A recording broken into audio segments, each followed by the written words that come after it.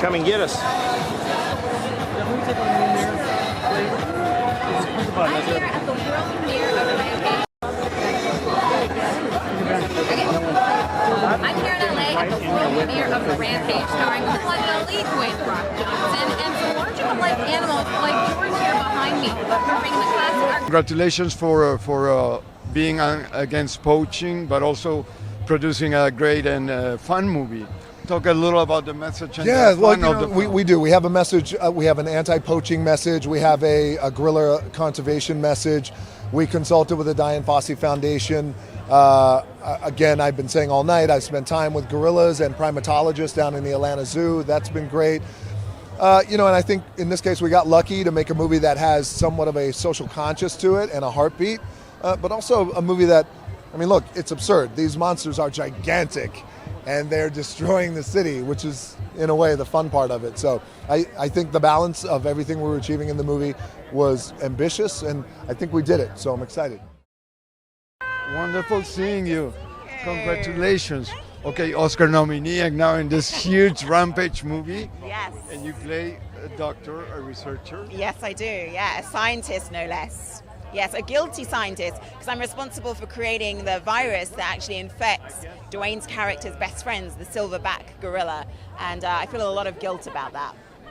How was it for you to be in a part of this mega production, humongous film? It was a lot of fun. It was, Brad Payton is such a passionate director, and he's really playful, and he wants to create a movie that has a lot of heart and soul as well as an amazing adventure, but he also wants us to have fun, and so he kind of set the tone, and so it was a really great experience. So it has action, drama, yes. emotions, heart. It has amazing visual effects, amazing stunts. It has it all, basically. In a wonderful message. Treat animals better and love, right? Yes, and also a message about technology as well, because the technology that this movie is based on, which is called CRISPR, actually exists.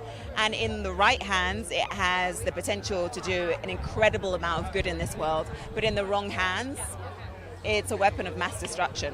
So it's also about the fact that we have to be incredibly careful with science. Let me ask you, how was your experience of being part of this mega, humongous film? It's great, man. How can you not like taking part in a big, huge, hopefully, knock on wood, blockbuster film? And your character? Agent Russell, is he cool? Harvey Russell, he's super cool. I think the audience is going to have to figure out what side he is on. I think that the kind of the fun with the character is not knowing if he's going to be a good guy or a bad guy in this film. But he's a guy that walks in a room and is probably the smartest guy in the room, and he's not afraid to go toe-to-toe with Dwayne. I would never do it, but Harvey, Agent Russell sure would. And Dwayne, is he as generous as we all think?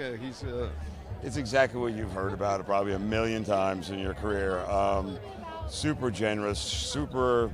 I think the quality that I love most about him was sort of his sense of humor and how self-deprecating he is. Because normally you work with big movie stars and they're kind of too cool for school, and he's not that guy. He's a really kind of down-to-earth guy. He knows everybody's name on the crew. It's just a solid human being and a hell of an actor, Awesome. So are you. You're cool. Thank you. Take care. You very much. Have a great night. Have a great evening. So Claire is responsible for many things. Yes, she is. It's scary. Not very many nice things, though. Could you tell us how interesting and fun was it for you to explore a woman like that? It was great. To play a bit of to be pegged the villain in a film is fun. She's not she's not like the Joker or anything like that. She is a really smart billionaire who owns a company just like CRISPR, who deals with DNA and cloning. So that was an interesting world to delve into and real juicy, and it was so much fun to just keep her subtle and controlled. So you identified with her at any level? Do I what? Identified with her? No. I'd be scared to say yes to that. Not really. There's not much in there, but we all have a little tinge. It was fun to live vicariously through her, because to be ruthless, which kind of gives you a freedom, because I have much empathy for people in real life, but to kind of play that, just like, oh, this is easy. It's nice to not have to care for a minute. It's a mega film. It's action, it's drama, it's also very emotional and with a good message. So there was no reason to say no, right? Could you comment a little about the film and your experience? Oh, it's one of these epic blockbusters, and I've heard so many good things about Dwayne Johnson, and he is just what you expect. I mean, his smile just warms the room. He's super positive. He's a hard worker. We had a blast making it. It's just fun when you know you're making a film for pure entertainment. Last question. I love the fact that it's anti-poaching and pro-animals, because we all love or need to love animals and respect them. Yeah, especially what's happening with our elephants right now and the hunting. But 100%. I mean, unfortunately, my character messes around with these animals and makes it really hard to try to save them. But yes, absolutely, there is such a nice message about animals and caring for them. Thank you. Thank you. You're looking sharp. Thank you. So I would like to know what the biggest contradiction, if any, of Burke. What's the biggest contradiction of The Burke? character, yeah. Well, I guess it would probably be a meta. This is on a meta level. It's the fact that Burke is being played by a guy who played a werewolf for 5 years, who is now being chased down by a giant mutant wolf. So. Wow. And being part of this mega movie, I mean, I'm sure it was very exciting being on location and shooting. Yeah, it's always fun to shoot the big ones. It's always fun to be a part of a project that's on the cutting edge of whatever special effect is being presented, and this was Brad plus Weta's special effects are pretty amazing. How is working with Brad? I mean, he's crazy. Look at what he's done. Yeah. How does he do that? I don't know. Oh, I love it. I love Brad's crazy. He's the best. Yeah, he's awesome, and he's very very well prepared, which I appreciate. And did you feel what was the biggest satisfaction of being this character, Burke? Biggest satisfaction? Being here at the premiere? No. No, I'm kidding. I like playing characters of questionable morality, questionable intention, and this was really fun. Tell me a little about your experience on Rampage. It's a huge movie, right? I went to the set in Georgia. Yeah, it was absolutely phenomenal. They really built a lot of the sets in person, so it was really like stepping into a video game. It's like every little kid's dream come true, so it was really fun. Do you think the way the world is going, we're going to end up with Rampage and without Dwayne Johnson in the real life to save us? Oh, yeah. Well, if we need someone, The Rock is a pretty good candidate to try to save us, right? Yeah. All right, the gorilla. Oh, yeah. George. He's he's very big, very strong, and at the start of it, he's a really lovely gorilla, but sometimes bad things happen, and we're just trying to save him. Yeah. So, David, how much is the film about the relationship between humans and animals or primates? I mean, I think that's a big part of it, and I know The Rock was promoting that there's only 800 gorillas left in the world, and I think certain people are really going to put their lives on the line to try to save them, and I think that's a really important thing. Thank you very much. Yeah, thank you very much. Introduce yourself. Hi, I'm David Nahn. I play Kaplan in Rampage. Great seeing you. Great seeing you. So tell us a little about your character. Yeah, so I play Nelson. I'm a primatologist along with Dwayne Johnson, just a young scrapper trying to make it in the big city, that guy. And we look after George the gorilla, and then one day things go awry. And then our gorilla wants to eat the world. That's what goes down. But I think I went to Georgia to the location. The gorilla was fantastic. I won't say... It's incredible, and the guy that plays it is incredible. It's all about like gene editing, and I want to say they put me and Dwayne Johnson together because like when they made Dwayne Johnson's genes, it was probably like a Monday morning, 7:30, let's get him right. And when they made me, it's probably like the end of day Friday. Everyone wanted to go to happy hour, so they just put me out there. Yeah, they put me out there. Like if I take these off, I could be in New Jersey right now, my hometown in Jersey, and I put these on. I'm out on premiere. I have no idea what's happening. Cool. Thank you. But let me ask you, how much is the film about the relationship between human and animals and the need to respect them more? No, it's a lot. So, I mean, there's so many. The good thing about this movie, he finds George when he's a little baby because he was, his family was killed by poachers, and he raised George, to an adult. And just like so many people in America and around the world, you fall in love with your animal, and this is a relationship that's very strong. So strong that he will jump out of an airplane for George to save his life. Now that is a strong relationship.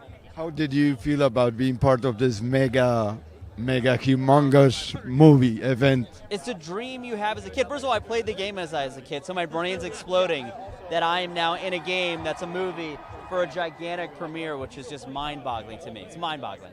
But reality is still very nice, right? You don't want to get into no, a not yet. virtual... Don't go there yet. Don't go there yet. Stay there. Stay with me. Congratulations. How satisfying is it for a filmmaker to be able to bring, this experience of creativity based on a video game, but it's an incredible story. Yeah, I mean, it's really satisfying. It's kind of surreal that it's over. It had a compressed post schedule, so it ended very, very rapidly. So it's a little surreal. It kind of hasn't totally kind of weighed in on me that it's happening yet, in a way. But being the biggest thing I'd ever done, it was daunting in that way. It was just visual effects like I'd never done. Like the last 25 minutes of the movie is like off the rails, massive. But it's really satisfying in the sense that I think the movie out-delivers expectations. It certainly did for me. It's the biggest thing I've ever done. I think it's the most entertaining thing I've ever done. And I think it's the best thing I've ever done. So it's very satisfying. How did you blend all the elements? I mean, special effects, George, emotional moments, very endearing, action, disaster, everything. How difficult was it to blend all those aspects of the narrative? I work from theme and heart. I'm a gut filmmaker. It's got to feel right to me. It has to emotionally make sense to me. So I work from a place of the movie's about trust and friendship and the power of that between Davis and George, Dwayne and the albino gorilla, who's basically his best friend, and the uniqueness of that. And then I work from an emotional place of I want to feel something. I want this experience to sit with you and resonate with you. So yes, I'm going to deliver all the big, fun, exciting, laughs and explosions and all that, but I also want there to be an emotional resonance. So I work from those two places, and everything goes through that filter, so it allows everything to kind of funnel into an organic, emotional place. And the visual effects and all that never outweighs it because it's all in support of that. I'm not like a tech nerd. I don't care about the tech stuff. I care about the emotional stuff. So I kind of run everything through that filter. Also, we can't forget that poaching is a terrible problem. There are only 800 gorillas left, like George, and the movie has a great message for that, I guess. Yeah. Could you please talk about that? I love that aspect. Well, the movie is largely an entertainment piece, but I think it's really important for entertainment pieces to have some sort of substantial message behind them. And this type of movie is not meant to hit you over the head with it, but I'm a big pro-animal person. They're innocents. They don't do anything wrong. This is the world they were born into, and humans are the things that do things wrong. What I thought was important for people to say was that the real monsters in this movie are the people that caused this to happen, not the creatures. And we had the opportunity to do a small anti-poaching kind of scene and message, and that's the substantial message below all the entertainment, and it's really important that it gets out there. My last question, I'll let you go after this. Dwayne Johnson is amazing. He's very charming, very good actor, and you're very good friends. How do you work together? You've done, this is not your first experience. First rodeo with Dwayne, yeah. I work really well with him. We are both very ambitious, driven people to do stuff we've never seen or done before. And with Dwayne, that's challenging because he's kind of done a lot, and a lot more than me. But we kind of just try to mind meld and creatively get in the same pocket. I think I drive an emotional thing and maybe a little more Canadian earnest thing. I hate even saying that, but it's sort of the truth. And Dwayne's a more kind of charming, entertaining, funny. But where that meets and kind of culminates is this greater product that the two of us can kind of work together on. And so he's a really good guy. He's a really nice guy. He's the best collaborator I've ever had by a million miles. And I don't know, it's a blessing to work with a guy like that. Tell me a little, executive producer, big movie, congratulations. Tell me, what was the biggest challenge for you as one of the producers?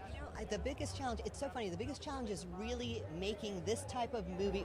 As an executive producer, first of all, my role is not only just the movie, but the movie in Dwayne's world and how it works in the Seven Bucks production world. So the biggest challenge was, how are we going to have this conversation? We just came off of Jumanji.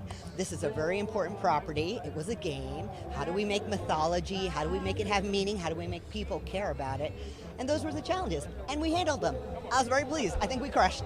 I think the relationship between David Jones' character, Dwayne Johnson's character, and George is very beautiful. Could you talk about that? Absolutely. You know, Dwayne has an affinity for animals, and this conversation and and he actually had a number of visits with primates, which was wonderful. So he did research to sort of understand them.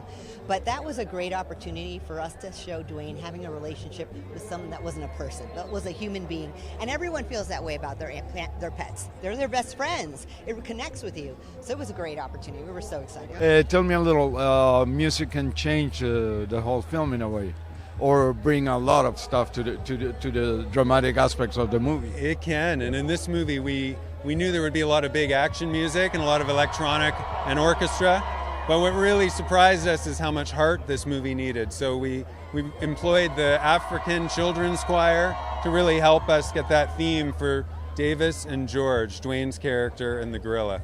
How was your collaboration with Brad, the director, and how did it work? Amazing. You know, this is the 4th time I've worked with Brad, and each Your time, family now. I know, exactly. So we finish each other's musical sentences, and it's great. You always feel like you're beginning where you left off. What's the biggest satisfaction that you get when you see the film with your score and everything? Is it a you flip or? You know, it's funny because so much of what I do, you're all by yourself. You're sitting in a room or you're walking and you're coming up with a theme. So to come and see it on a big screen with 2,000 people is such a trip because you never invented it imagining it in this way. It was always such a personal thing. So it's a pleasure. And Doug Johnson, he's very charismatic and very nice guy. Tell me a little about him. He's a executive producer as well. He is. He's a really, you know, this is my 3rd film with Dwayne. And so, again, it kind of feels like you're part of the family. Dwayne's an amazing actor because he can go from, you know, an action moment to a fun moment to a really heartfelt moment, just like that. So as a composer, it's a real pleasure to get to visit all those different areas in one movie. Wonderful. Andrew, could you please introduce yourself? I'm Andrew Lockington, the composer of Rampage. Thank you, Andrew. Thank Enjoy. you very much. Congrats. Cheers. Enjoy the evening.